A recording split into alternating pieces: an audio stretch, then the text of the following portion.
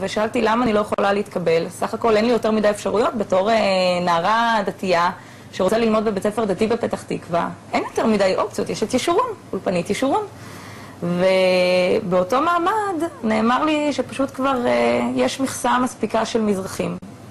טוב, אז אחרי בכי תמרורים ומעורבות של ההורים, בסופו של דבר יעל כן התקבלה לבית האולפנה לבנות בפתח תקווה, אבל לא עבר זמן, היא אומרת, והרבה מאוד סימני שאלה התחילו לצוץ. תראה, גיא, לפי ויקיפדיה, אולפנית ישורון נחשבת למוסד פלורליסטי בציבור הדתי-לאומי, אבל תותחני, היא מספרת על מציאות אחרת לגמרי שהייתה שם. הייתה ממש חלוקה גזעית, עדתית. אני הייתי בכיתה שרוב בנות הכיתה היו ספרדיות מזרחיות, ושאלנו את שי פירון, כבוד הרב, למה יש לנו כזאת חלוקה? ואז הרב כמובן אמר שזה ממש לא מגיע ממקום גזעני, והמטרה זה ממש לא לעשות אפליה בין העדות, אלא שהוא פשוט עושה חלוקה לפי אזורים. וקרה, ומי שגרה בכפר גנים בפתח תקווה, שזה אזור יותר עשיר ויוקרתי, היא בת לעדות אשכנז, ולכן היא תהיה בכיתה של עדות אשכנז.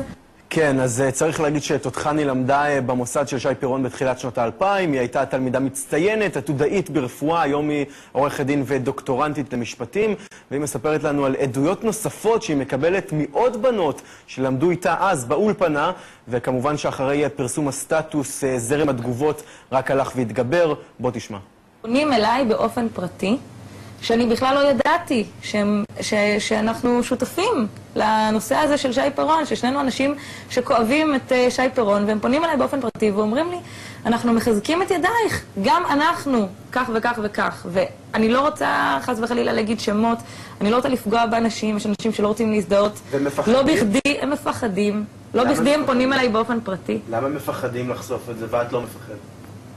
אני לא מפחדת, אני לא יודעת. באמת לא היה לי שום אינטרס. כן. טוב, אז ביקשנו תגובה משי פירון, וזה מה שהוא מסר לנו. מעולם לא היה כדבר הזה, אני חש כאב גדול על הדברים הללו. מעשיי ותלמידיי מעידים כאלף עדים שמדובר בהשמצה חסרת שחר וחבל. זוהי לשון התגובה.